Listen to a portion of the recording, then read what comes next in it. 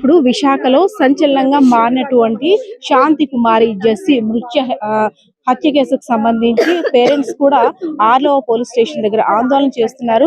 ఎవరైతే మా అమ్మాయిని అతి కిరాతకంగా హత్య చేస్తారో వాళ్ళని కూడా అదే రీతిలో శిక్షించాలని సో ఎవరైతే శాంతి కుమారి ఉన్నారో పేరెంట్స్ తో మాట్లాడదాం. ఎందుకంటే అమ్మ కొంతమంది చెప్తుంది ఆత్మహత్య చేసుకుంది అనేసి, మీరు అంటున్నారు నా కూతుర్ని కావాలనే చంపేశారని మీరు ఆరోపిస్తున్నారు. అసలు ఏంటి, అసలు ఆ రోజు మీ అమ్మాయి వెళ్ళేటప్పుడు మీతో ఏం చెప్పింది? నేను లేనండి, నేను డ్యూటీకి వెళ్ళాను. నా చిన్న కూతురికి చెప్పింది నేను పార్టీకి వెళ్తున్నాను వచ్చేస్తానమ్మా అనేసి.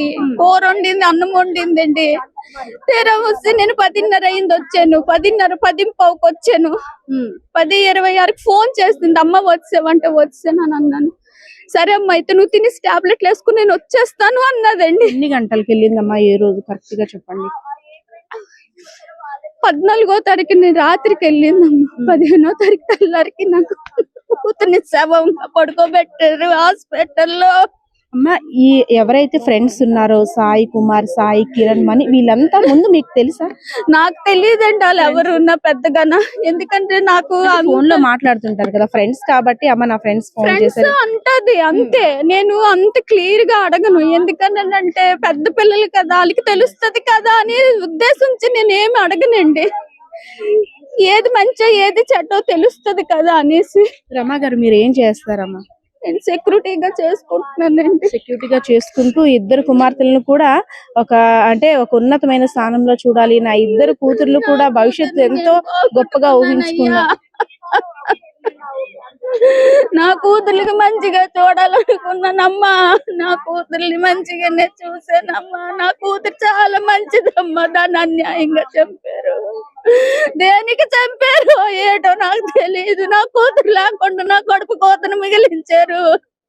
మీ ప్రభుత్వమే ఏదో ఒకటి న్యాయం చెయ్యండి అమ్మా. నాకు మీ అమ్మాయి అక్కడ హాస్పిటల్లో ఉందని ఎవరు ఫోన్ చేశారు? వాళ్ళ ఫ్రెండ్స్ లోనే సాయి అని అబ్బాయి ఫోన్ చేసాడంట.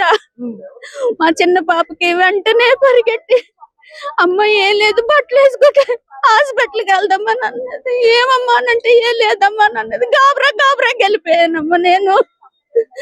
ఏటయింది అని అంటే అమ్మ ఫిట్స్ వచ్చాయి అని వాళ్ళు అంటున్నారు కదా. గతంలో మీ అమ్మాయికి ఎప్పుడైనా అటువంటి అనారోగ్య పరిస్థితి ఎప్పుడైనా ఉండేదా? వాళ్ళ నాన్నగారు చనిపోయేటప్పుడు ఒక్కసారి 2 సంవత్సరాలు అయ్యిందండి వాళ్ళ నాన్నగారు చనిపోయి. అప్పుడు వచ్చింది.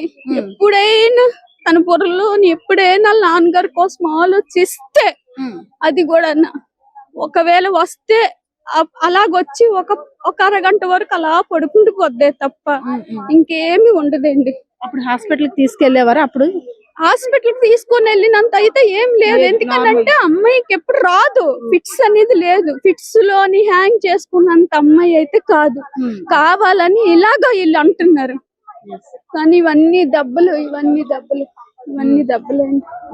నా కూతురికి న్యాయం చేయండి. పేరెంట్స్ కూడా ఎంత ఆవేదన వ్యక్తం చేస్తున్నారంటే, భర్త 2 ఏళ్ల క్రితం చనిపోయాడు, నా ఇద్దరు కూతుర్లను కూడా ఎంతో దీనిగా ప్రేమతో పెంచుకున్నాను, నేనే తల్లి తండ్రి అన్ని కూడా, అటువంటిది బర్త్డే పార్టీకి వెళ్ళి వస్తాను అన్నటువంటి నా కూతురు విగత జీవిగా అక్కడ ఆసుపత్రిలో ఉంది. వాళ్ళు కావాలనే నా కూతుర్ని హత్య చేసి ఆత్మహత్యగా చిత్రీకరించే ప్రయత్నం చేస్తున్నారు. ఎందుకంటే ఆత్మహత్య చేసుకుంటే అక్కడికి సంబంధించి ఒక ఉరితాడు కానీ అక్కడ ఏమి అటువంటి అట్మాస్ఫియర్ లేదు. కేవలం వీళ్ళు చంపేసి కావాలని నా కూతురు మీద టార్గెట్ చేసి వీళ్ళు హత్య చేశారని ఆరోపిస్తున్న పరిస్థితి కూడా కనిపిస్తుంది. అయితే ఈ కేసుకు సంబంధించి ఎవరైతే కొంతమంది యువకులు ఉన్నారో, ముగ్గురు అఫీషియల్ గా రూమ్ తీసుకున్నారు బీ స్క్వేర్ హోటల్ ఉన్నటువంటి 118 అదే విధంగా 119 ఈ రూమ్ తీసుకున్నటువంటి ముగ్గురు, ఇంకొక ఇద్దరు అనఫీషియల్ గా రావడం, అదే విధంగా శాంతి కుమారి అనే యువతతో పాటు ఇంకొక ఫ్రెండ్ కూడా రావడం, అక్కడ జరిగిన ఘర్షణ వాతావరణం కారణంగానే ఇలా చంపేశారు అనేసి అయితే పేరెంట్స్ ఆరోపిస్తున్నారు. సో మనం ఆ తల్లి యొక్క ఆవేదన చూడొచ్చు. ఎందుకంటే కూతురు బర్త్డే పార్టీ కోసం వెళ్ళినటువంటి కూతురు ఒక్కసారిగా ఇప్పుడు విగత జీవిగా కనబడడం తోటి ఆ పరిస్థితిని ఆమె జీర్ణించుకోలేకపోతుంది. నిందితులను అయితే మాత్రం తప్పకుండా కఠినంగా శిక్షించాలని అయితే మాత్రం వేడుకుంటున్న పరిస్థితి కూడా కనిపిస్తా ఉంది. కెమెరా పర్సన్ బాలకృష్ణతో పద్మ, ఐడ్రీ మీడియా.